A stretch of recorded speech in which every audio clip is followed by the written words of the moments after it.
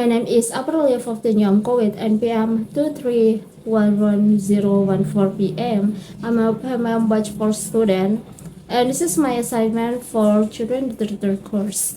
The Tale of Peter Rabbit by Beatrix Potter. Once upon a time, there were 4 little rabbits, and their names were Flopsy, Mopsy, Cottontail, and Peter.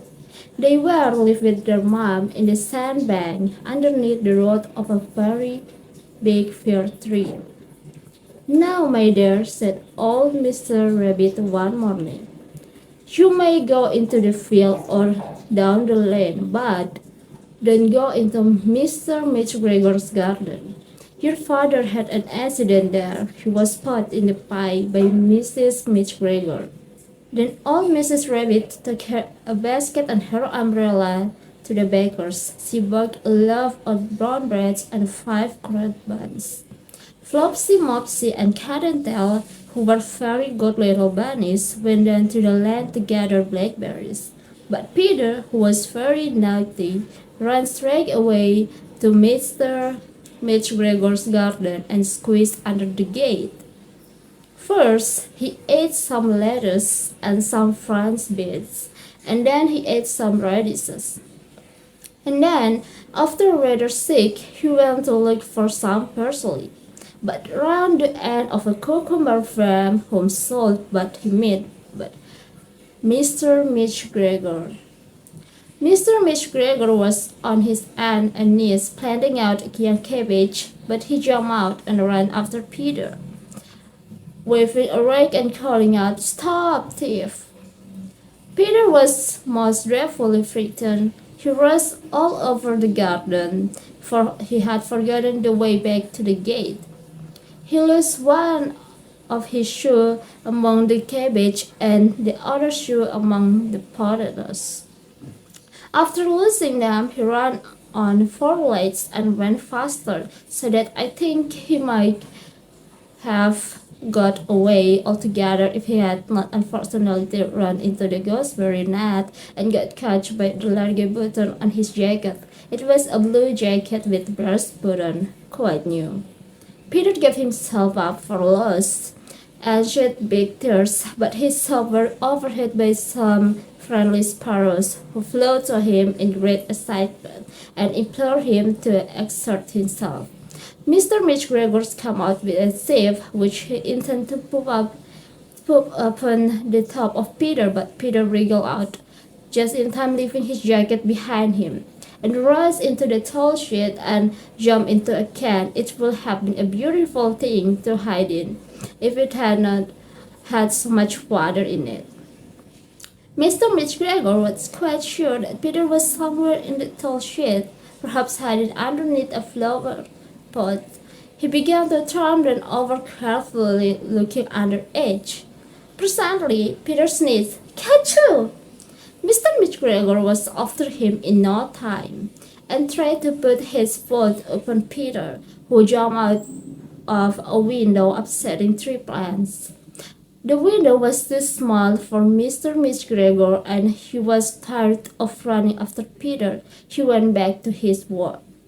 Peter sat down to rest. He was out of breath and trembling with fright, and he had not the least idea which way to go. Also, he was very dumb with sitting in that can. After a time, he began to wonder about going lippity, not very fast, but looking all around. He found a door in the wall, but it was locked, and there was no room for a fat little bear rabbit to squeeze underneath. An old mouse was running in and out over the doorstep, carrying peas and beans to her family in the woods. Peter asked her the way to the gate, but she had such a large piece in her mouth that she couldn't answer. She only shouted at him. Peter began to cry. Then he tried to find his way straight across the garden, but he became more and more puzzled. Presently, he came to a pond where Mr. McGregor filled his water cans. A white cat was staring at some goldfish. She was very, very still, but now and then the tip of her tail twitched as if it were alive. Peter thought it best to go away without speaking to her. He had heard about cats from his cousin, little Benjamin Bunny. He went back toward the tall shed, but suddenly, quite close to him, he heard the noise of a horse scratch. Peter squeaked underneath the bushes, but presently, as nothing happened, he came out and climbed over a wheelbarrow and peeped over. The first thing he saw was Mr. McGregor hoeing onions. His back was turned towards Peter, and beyond him was the gate. Peter got down very quietly off the wheelbarrow and started running as fast as he could go along a straight walk behind some blackcurrant bushes. Mr. McGregor caught sight of him at the corner, but Peter didn't care.